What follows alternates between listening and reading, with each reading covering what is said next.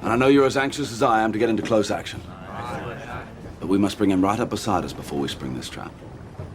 That will test our nerve. And discipline will count just as much as courage.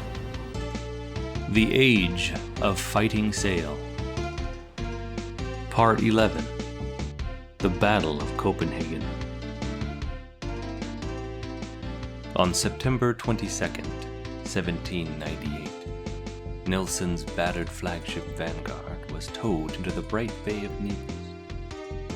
The fleet had been caught in a fierce storm on its return passage across the Mediterranean after the great victory at the Nile, and the elements had done almost as much damage as the French.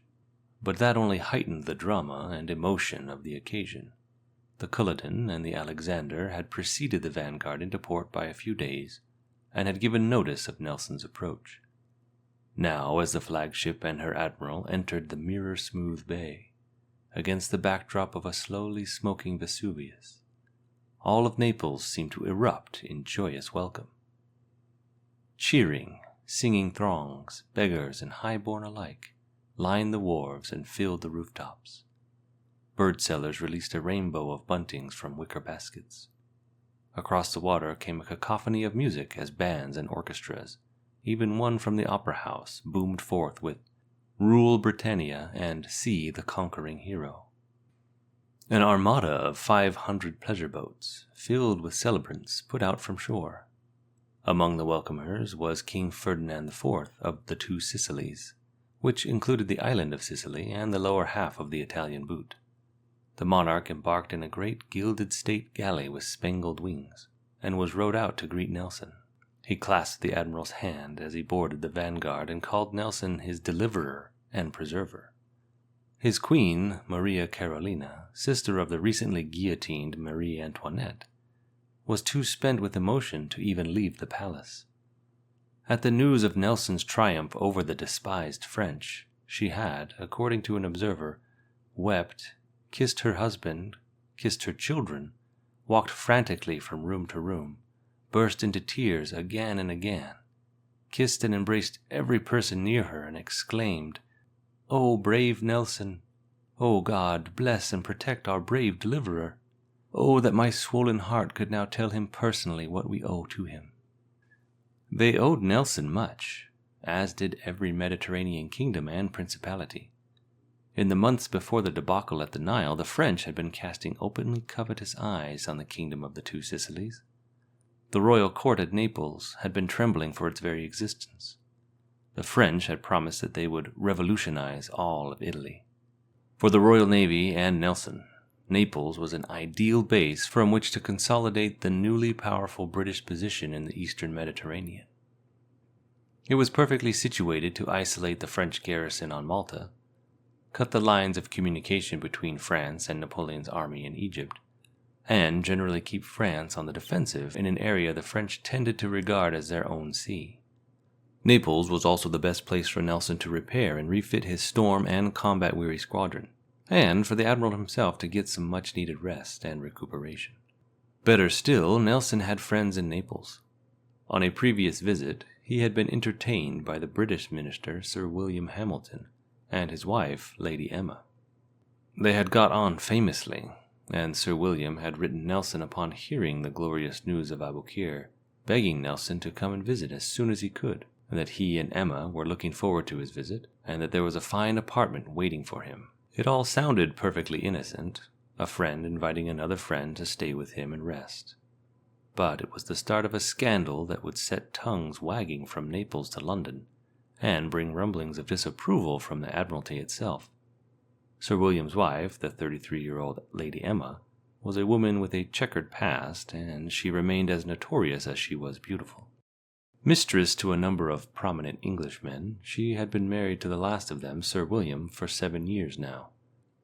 She was one of the most noticeable figures on the Neapolitan scene, a great favorite of King Ferdinand and Queen Maria Carolina, and a party giver of spectacular tastes and unflagging energy. The chief attraction at these gatherings was Emma herself posing in Roman costumes in order to demonstrate her classical beauty.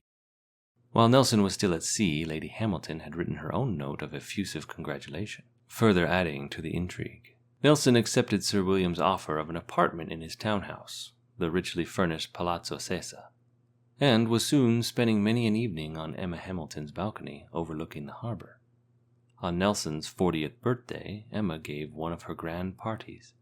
Nelson wrote to his wife that the preparations of Lady Hamilton for celebrating his birthday were enough to fill him with vanity. Every ribbon, every banner, every button had Nelson scrawled all over it. While other British visitors referred to Lady Hamilton as bold, forward, coarse, assuming, and vain, Nelson often described her again to his wife in very different terms. She was, he said, one of the very best women in the world. Of Naples, Nelson at first thought little, describing it to Earl St. Vincent as a kingdom of fiddlers and poets, whores and scoundrels. But he was willing enough to meddle in Neapolitan affairs. He tried his hand at military strategy on land, but succeeded only in persuading Ferdinand to engage in a disastrous campaign against French forces in northern Italy. In December 1798, under pressure of an advancing French army and revolutionary actions from within, Nelson sailed the Hamiltons and the royal family from Naples to Sicily. The evacuation of the royal family and all their dependents was carried out with the minimum of fuss. The grateful Ferdinand awarded Nelson a substantial Sicilian estate in the foothills of Mount Etna. The region was called Bronte, and Nelson was dubbed Duke of Bronte. He liked the name because it was Italian for thunder. And afterward, in written correspondence, he often signed himself Nelson and Bronte. In June 1799, while further repairs were still being made to the Vanguard, Nelson shifted his flag and his command to the Foudroyant, an 80-gun ship of the line.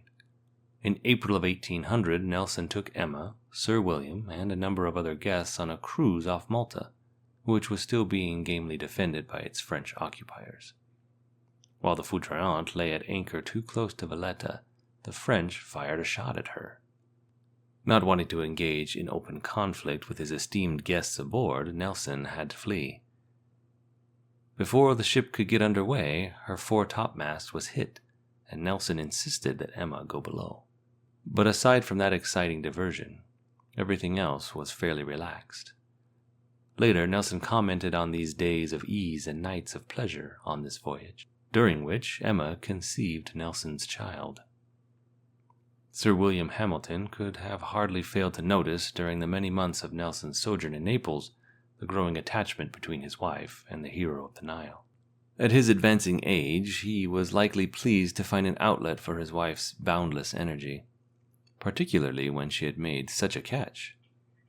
But Nelson's captains were not so tolerant.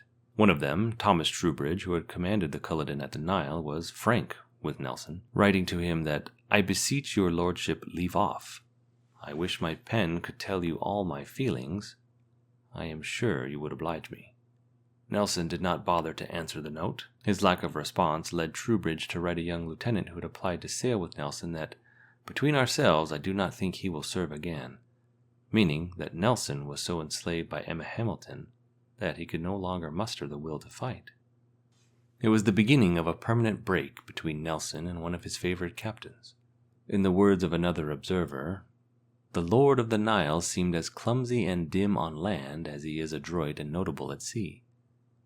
In due course, however, Nelson received 2 letters that told a great deal about the discipline and loyalty in the Royal Navy. One was from the First Lord of the Admiralty.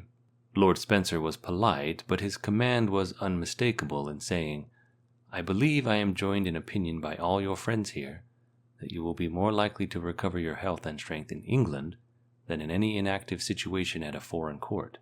The second letter was a scrawled note that Nelson received as he prepared to obey his orders for recall.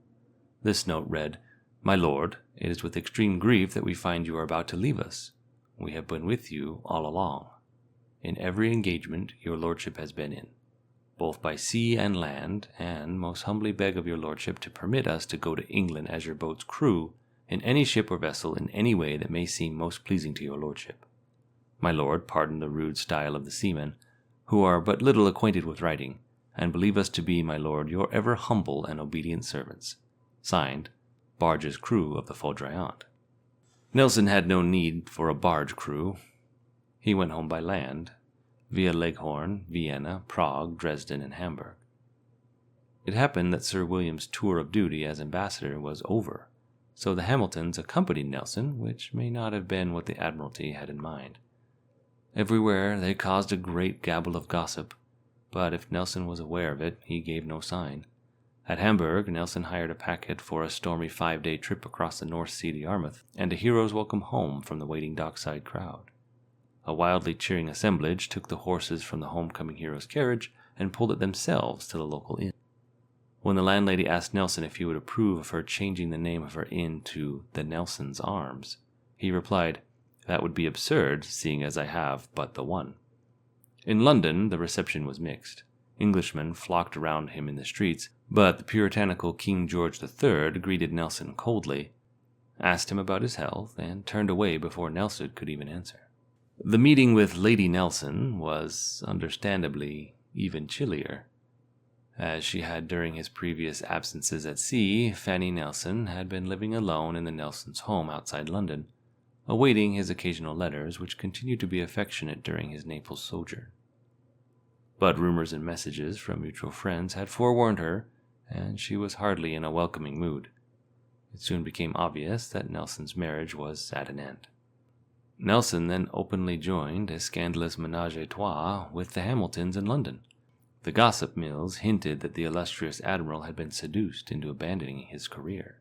At that point, Napoleon came to Nelson's rescue. For 8 months after the defeat at the Nile, Napoleon remained with his army in Egypt. The French legions took Cairo and advanced north along the coast into the Levant. But the army was much reduced by disease, and there was an increasingly hard fight in prospect as the Sultan of Turkey marshaled troops for a counterattack against these invaders. Moreover, with the British now in control of the Mediterranean, there was little hope of reinforcements from France. In fact, a British expeditionary force captured the strategic island of Minorca, and for Napoleon's lonely garrison on Malta, surrender was only a matter of time. By mid-1799, Napoleon had no choice but to forget all thought of attacking India. Abandoning his army to its fate, some 34,000 men, nearly all eventually suffering death or capture, he hastened back to France. On August 22nd, he slipped aboard a frigate so secretly that his army commander, General Jean-Baptiste Kleber, did not know that he had been left in charge until after Napoleon's departure. Sneaking through the blockading British ships only because the lookouts mistook Napoleon's frigate for one of their own, Napoleon landed on Fréjus, in the south of France.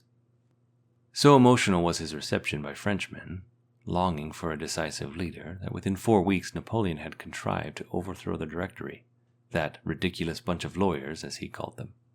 On November 9, 1799, he became the first consul and unchallenged dictator of France. He was also accorded a new opportunity to strike at the British. Despite the effective loss of the Mediterranean, France was still supremely powerful on land, and Napoleon now accomplished something of a diplomatic coup. Influenced by France's awesome army, the Baltic states of Russia, Prussia, Sweden, and Denmark entered into a league of armed neutrality, which, while not declaring war on Britain, nevertheless cut off trade and in effect closed the Baltic Sea to British shipping. The treaty was signed in December of 1800. It was a serious blow to England, most particularly to her navy. The Baltic states were an essential supplier of Britain's flax and hemp. Moreover, the Royal Navy depended on the Baltic countries for much of the timber for its masts. Britain understandably reacted angrily, but the preliminary overtures accomplished very little. The British again turned to their admirals. This time the combination was to be a fighting admiral and a diplomatic admiral. The latter was Sir Hyde Parker, a veteran of 4 years in command of the West Indies station, and presumably wise in dealing with the island's touchy governors. Unquestionably, he had made a fortune from prizes taken in that area. The target of the naval action would be Denmark, which lay athwart the entrance to the Baltic and could thereby deny the sea to British ships. Sir Hyde Parker's mission was to take a fleet to Copenhagen and present a firm demand that Denmark quit the alliance. If the demand was refused, Sir Hyde was to turn loose his fighting admiral. That fighting admiral, of course, would be Horatio Nelson, now honored with the title Baron of the Nile and of Burnham Thorpe, as well as the Duke of Bronte. And for the 42-year-old Nelson, idling in London with Lady Hamilton, this recall to the quarterdeck could not have been better timed. Despite his infatuation with Emma Hamilton, and the approaching birth of their child, Nelson was growing restless. He had already asked the Admiralty for a new command multiple times. He accepted this one with alacrity, even though he was to be second in command. Now the tables were turned.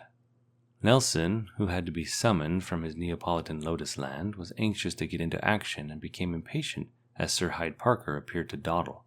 Every day that passed provided the Danish navy with more time to get ready. Weeks passed as the preparations for the expedition dragged on.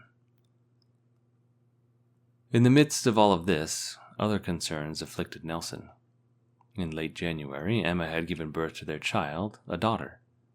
Nelson and Emma conspired to pretend that the parents were a Mr. and Mrs. Thompson, and the baby was sent to a wet nurse in London. But Emma could not resist calling her Horatia.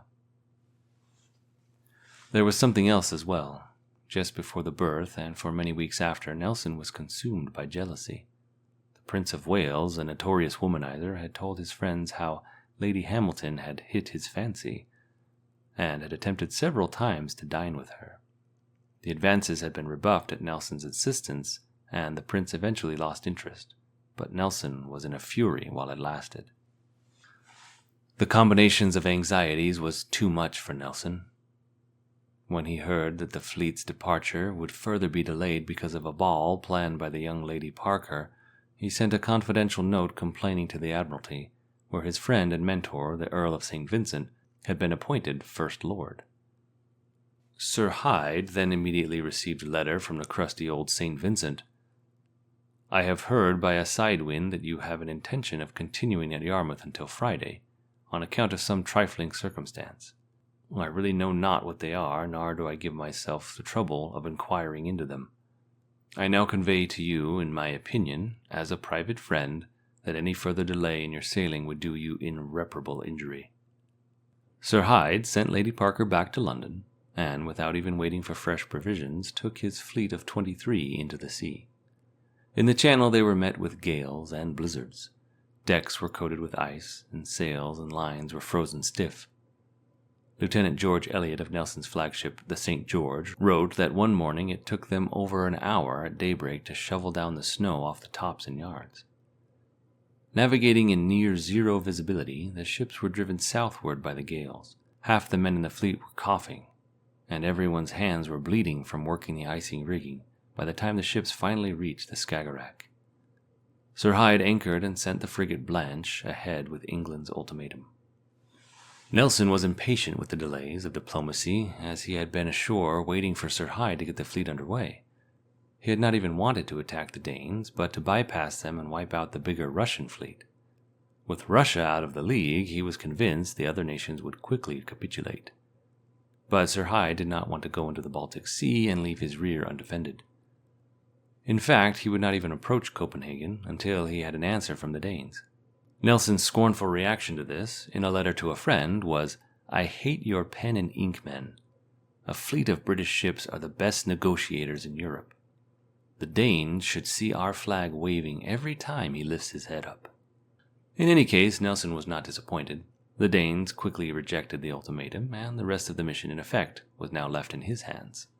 No doubt, mostly because of Nelson's infectious aggressiveness, Sir Hyde was persuaded to follow his deputy's plan of attack.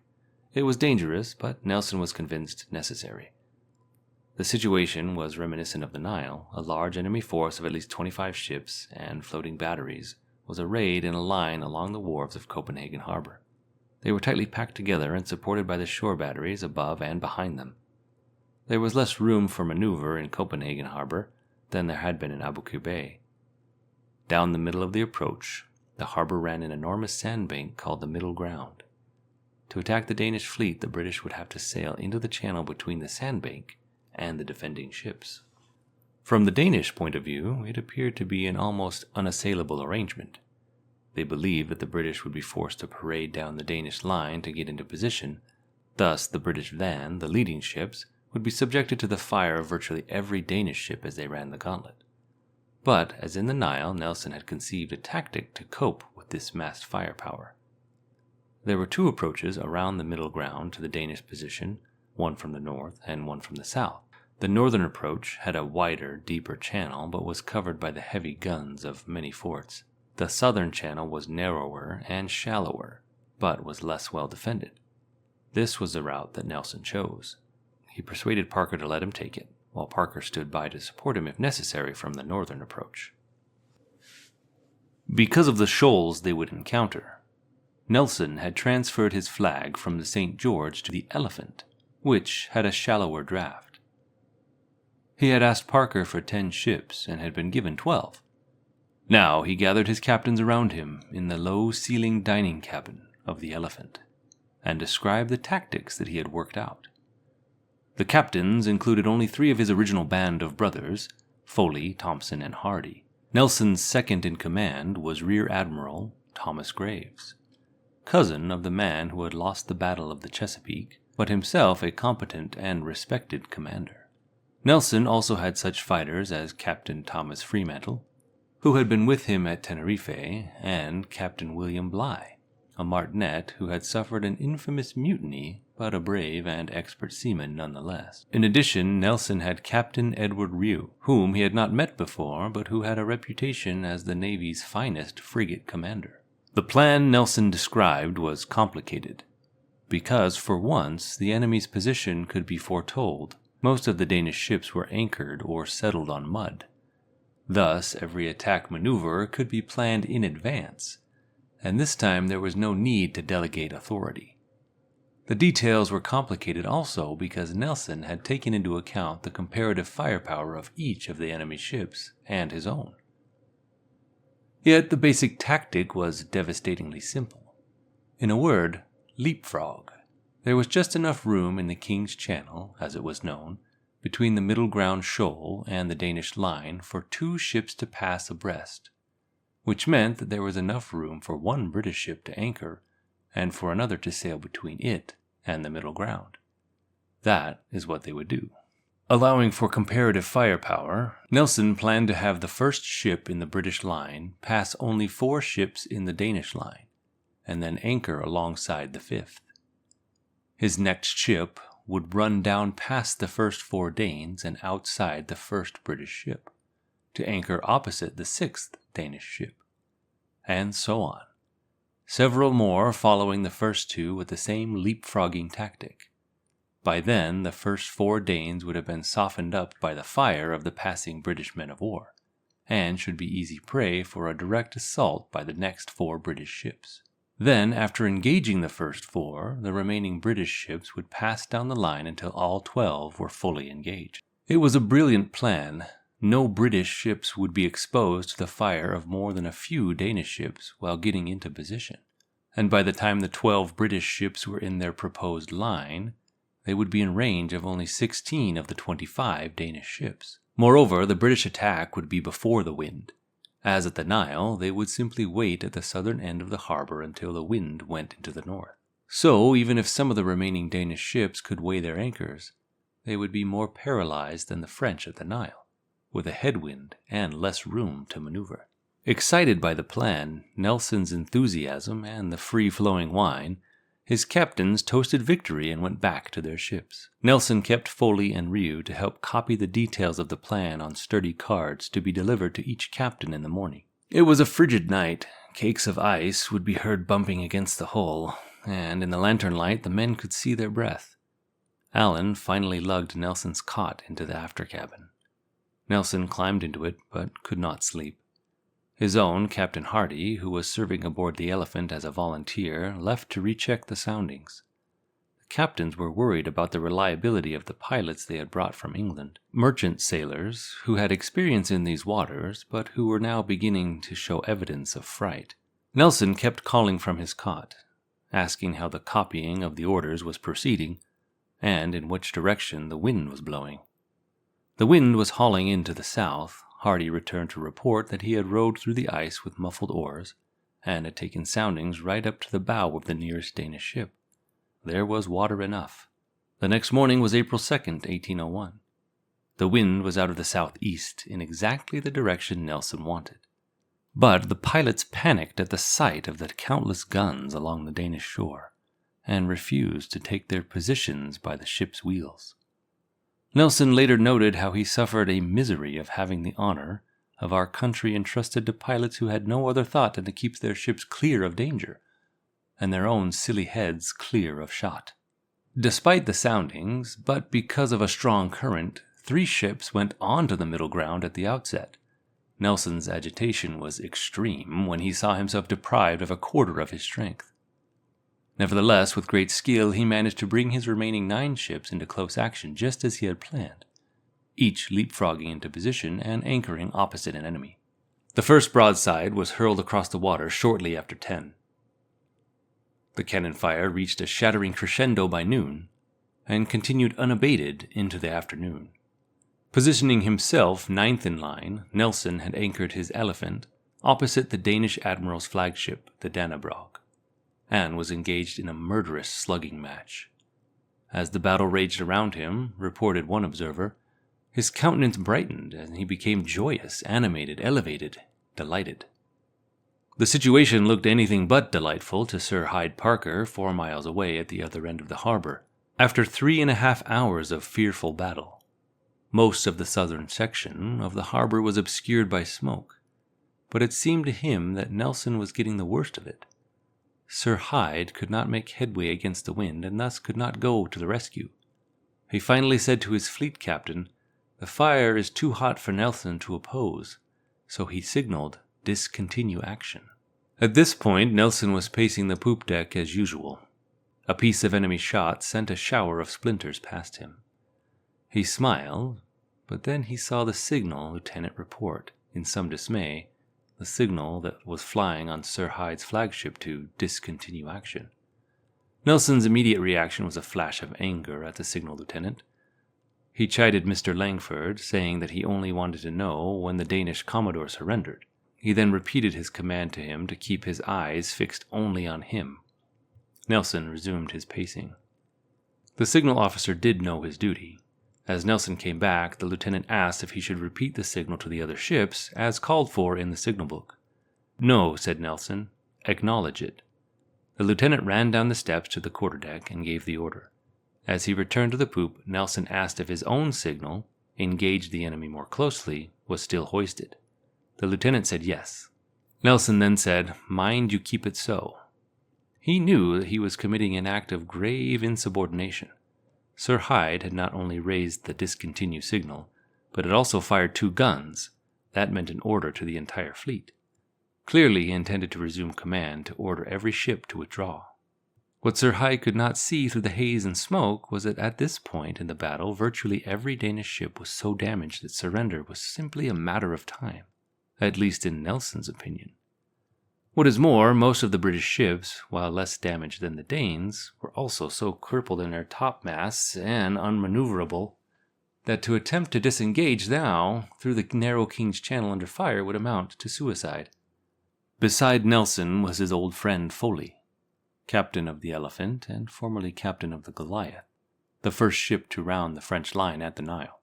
Foley knew Nelson's agitation from the way he waggled his fin, or the stump of his right arm. He went over to Foley and looked up at his tall friend's face. "You know, Foley," he said, "I have only one eye, and I have a right to be blind sometimes." Taking his pocket telescope, he whipped it out and put it to his blind eye. "I really do not see the signal," he said. He snapped shut the telescope and continued his pacing. One captain who did obey Sir Hyde's signal was Riou. His frigate Amazon was near the north end of the line, closer to Sir Hyde's flagship. Riou had been wounded in the head. He gave the order to cut the Amazon's cable. The frigate momentarily swung, enabling the Danes to rake her deck. Riou was cut in half by flying shot. Nelson, having defied his superior officer in battle, now usurped Sir Hyde's diplomatic function. Under a flag of truce, he sent a message to the Danish Crown Prince Frederick, who was directing the defense. Using the casing of the Elephant's rudderhead as a desk, Nelson scrawled an ultimatum addressed to the brothers of Englishmen, the Danes. The note read, "Lord Nelson has directions to spare Denmark when no longer resisting. But if the firing is continued on the part of Denmark, Lord Nelson will be obliged to set on fire all the batteries he has taken, without having the power of saving the brave Danes who have defended them." At that stage, Nelson had not yet actually taken any of the Danish ships, but the blunt threat was enough to bring about a ceasefire. The most important link in the Baltic League was now broken. Sir Hyde Parker knew the seriousness of Nelson's disobedience. However, he was grateful for the victory, and he doubtless realized how embarrassing court-martial proceedings would have been for him. He overlooked the incident entirely. Already, Nelson was urging Sir Hyde with his relatively undamaged squadron to race on eastward and attack the Russians. Sir Hyde delayed and asked London for orders. The Admiralty called him home and put Nelson in command. Nelson had managed to effect some repairs, and he immediately took his fleet to the Russian harbor of Revel in the Gulf of Finland. But there was no more need for fighting. In fact, had the wind not turned south in Copenhagen harbor on April the 2nd, and had the news from Russia traveled faster, there would have been no need for the Battle of Copenhagen at all, and the loss of more than 250 English lives and more than 1,000 Danish dead and wounded. An assassin had murdered Tsar Paul I of Russia on March 24th. The League of Armed Neutrality died with him, for although he had been particularly sympathetic to Napoleon, his successor, Tsar Alexander I, regarded France with a deep suspicion. When Napoleon heard of the Battle of Copenhagen, he threw a tantrum, screaming and stamping his feet. On calmer reflection, he concluded that his first instincts had been correct. He must deal with England directly. That, of course, meant dealing with the Royal Navy. But how? It was obviously impossible at this point to conquer the British in any sort of direct naval campaign. The French Navy had fallen into calamitous decline over the long years of war. The once proud service had lost more than 50% of its ships to enemy action or other causes. By 1801, France had only 39 ships of the line and 35 frigates, a number of them unfit to fight. Since the Battle of the Nile, the French Navy had been virtually imprisoned by the Royal Navy, which by contrast had expanded prodigiously. The Royal Navy now counted an overwhelming 180 ships of the line and 213 frigates, manned by over 130,000 keenly trained men. If this awesome force could not be faced head-on, it must somehow be circumvented. That was the foundation of Napoleon's newest and most daring plan of conquest. The way to deal with England was to strike at her heart. England lay across the Channel. Napoleon need only leap across this narrow stretch of water to reach London. It was a gamble of desperation, the sort of gamble only Napoleon would make, and the sort only he could win.